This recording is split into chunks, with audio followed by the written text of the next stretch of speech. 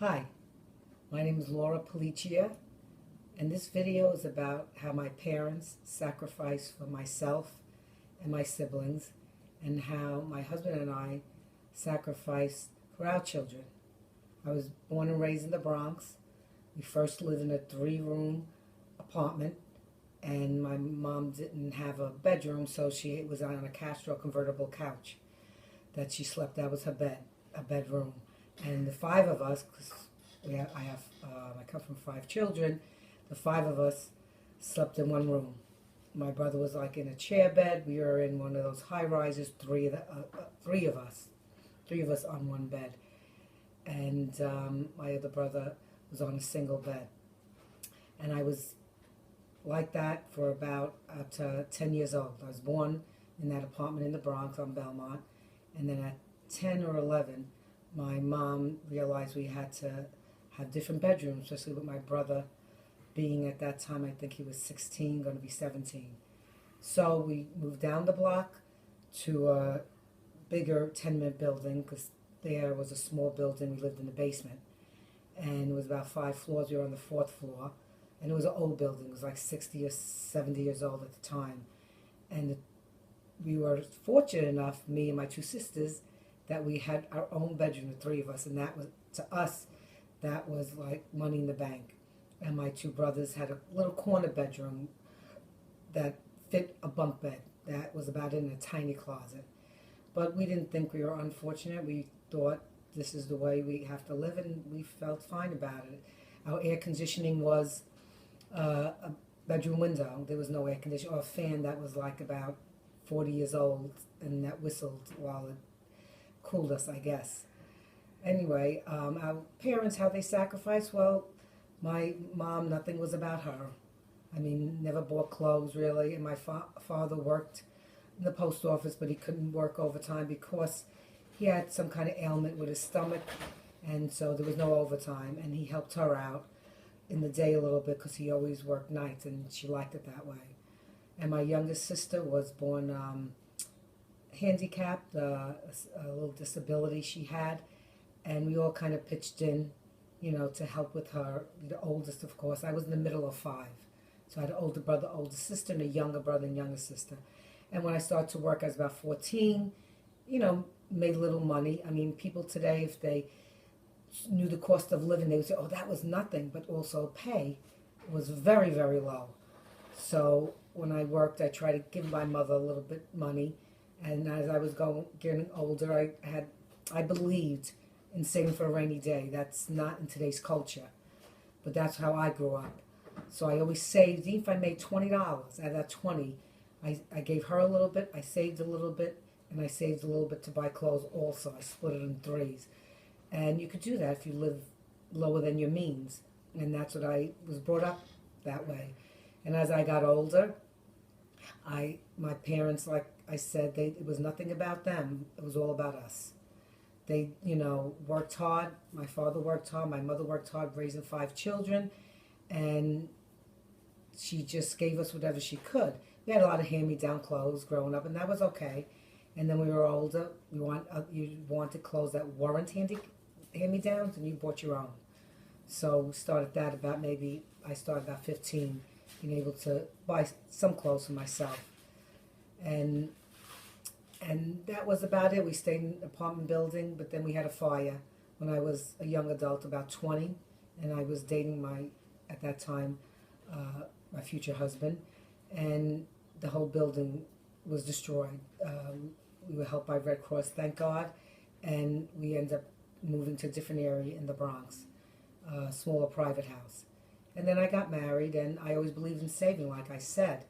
So no one was giving us a house. We both came from lower middle class, low income families, my husband also. So whatever I made, I saved. We lived on one salary. And like I said, things cost just like they do now, even in rents. But after I was laid off, I saved my whole my unemployment check. So it was like we just, my husband didn't always like that, but he thanked me years later, because that's how we had a house. And we bought a house out in Suffolk County, and out there it was easier to live, But we had our our insurance problems like people have today. He worked for the railroad, but they didn't have good insurance for children at the time. Then it changed, of course, after I had my 3 children.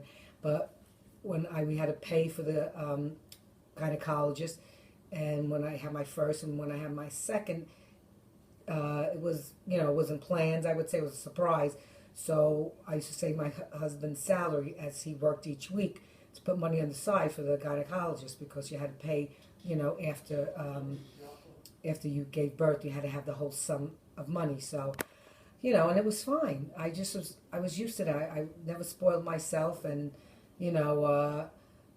we just lived lower than our means. And then we moved to Seaford, and then the fun began because everything happened there that, my husband didn't want to live so far out when he had to work in the city or in Queens. So we saved, we sold our house, and we moved to Seaford, which was harder because Nassau County, the houses were, very high, and I started to become over the top in the 80s, 84. So when we moved here, a lot of things happened. My husband had the job for the railroad, but he had a better job, and he ended up being bumped from it. So he ended up having a low-paying job for the railroad again. And our second car, this Toyota that was like old rusted car, but he used it for work. It died as soon as we moved to Seaford. And I had a car that was decent. We had a family car that was pretty decent.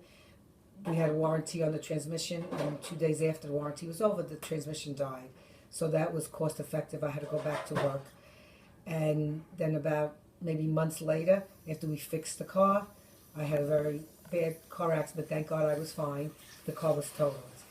So you struggle. I started work. I never worked before when I was in Sullivan, and I worked from part-time, went full-time, and it was hard.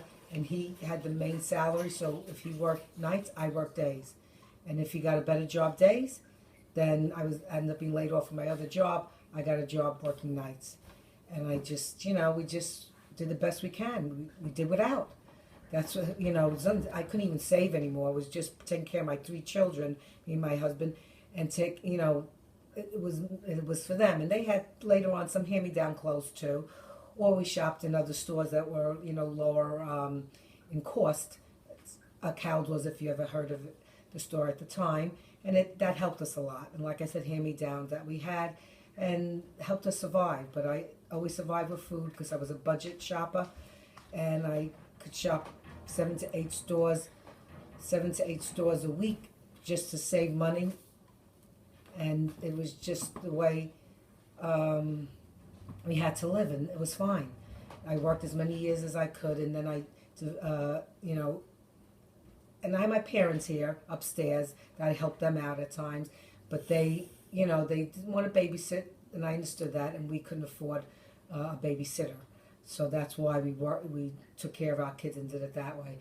And then I got then I had some medical ailments that happened in '93, and it affected me up to '96. So I couldn't work anymore. But we made it like we made it before. And just to go back a little bit, in the '80s when I was working, my husband was laid off for a couple of weeks, so there was no salary. So I just worked as many hours, but my pay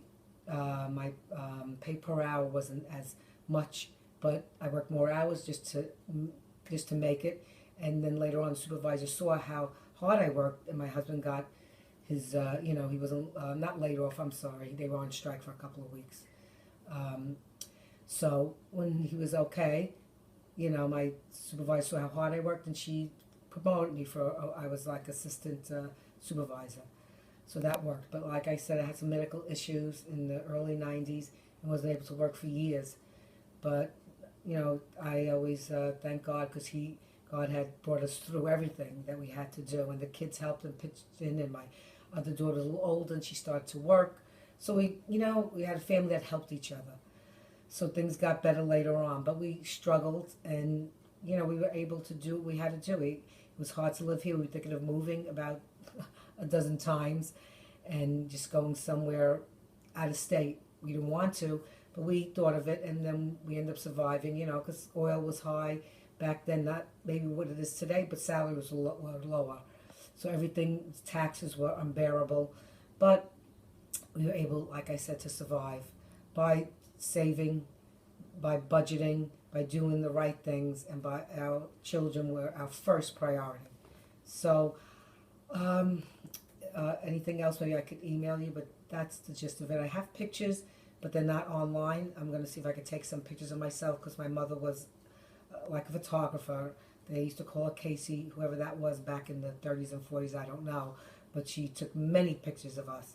And I have some that I retrieved, and I have more that I could take, that I could send you over time. I hope I have time for that.